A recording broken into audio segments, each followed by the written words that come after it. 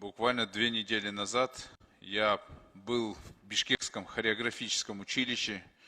Это единственное училище, где обучают такому замечательному искусству, но, к большому сожалению, нашим хореографистам не уделяется должного внимания. Они достигают разного рода успехов, но почему-то здесь Кабмин на них забывает, и мы даже их не встречаем. Они говорят, ну у нас же это такое искусство, оно и где-то граничит и со спортом, но у нас как спортсменов не чтят, про нас забывают. В самом училище удручающая ситуация в каком плане? Питание, сумма на питание выделяется низкая, 160 сомов. Всем социальным учреждениям, другим учреждениям подняли, а это интернатного типа училище.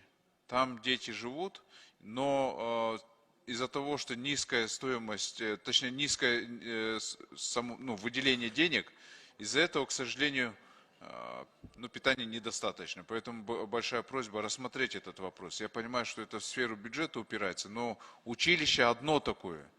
Больше у нас училищ таких в Кыргызстане нет. Костюмы. Костюмы они используют, если их зовут в театр, поставить спектакль, то это костюмы 80-х годов, 90-х годов. Еще их преподаватели уже пожилые, они носили эти костюмы, представляете? Но так же тоже нельзя. У меня большая просьба, 1 миллион сом можно же выделить на эти костюмы, нужно обновить. И в следующий раз надо просто обращать внимание, если они достигли каких-то определенных успехов, надо и здесь тоже их встречать, как-то, тоже, чтобы другие знали об их достижениях.